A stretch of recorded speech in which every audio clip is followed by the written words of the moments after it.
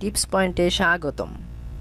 আমাদের আজকের আলোচনা, সাবধান, মোবাইল ফোন কেড়ে নিতে পারে আপনার পুরুষত্ব।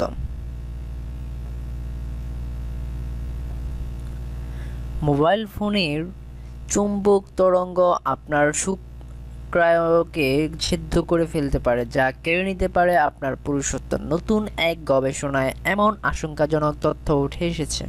সাম্প্রতিক এক গবেষণায় জানা যায়, বিছানার মাথার কাছে রেখে ফোন চার্জ করা বা প্যান্টের পকেটে ফোন রাখলে পুরুষের শুক্রাণু উৎপন্ন অর্ধেক পর্যন্ত হ্রাস পেতে পারে এবং এর গুণগত মানও নষ্ট হয়ে যেতে পারে।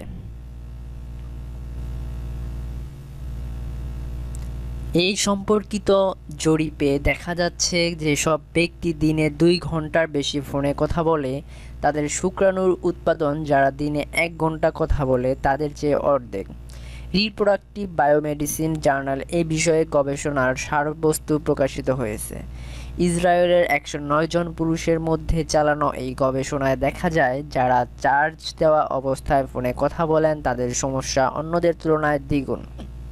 এই গবেষণায় আরও দাবি করা হয়, মোবাইল ফোনের প্রভাব এতটাই মারাত্মক যে এটি পুরুষের সন্তান জন্মদানের ক্ষমতাকে ধ্বংস করে দিতে পারে।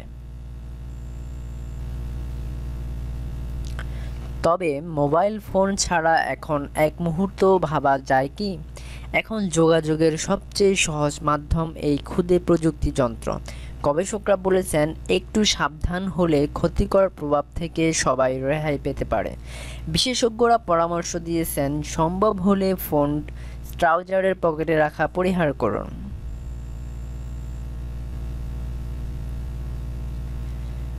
মোবাইল ফোনের তড়িৎ চৌম্বকীয় তরঙ্গ আপনার শুক্রাণু উৎপাদনকে পুরোপুরি নষ্ট করে দিতে পারে, এই বলে সতর্ক করে দেন রিপ্রোডাক্টিভ মেডিসিনের বিশেষজ্ঞ ডাক্তার রোশেন বারবাজার।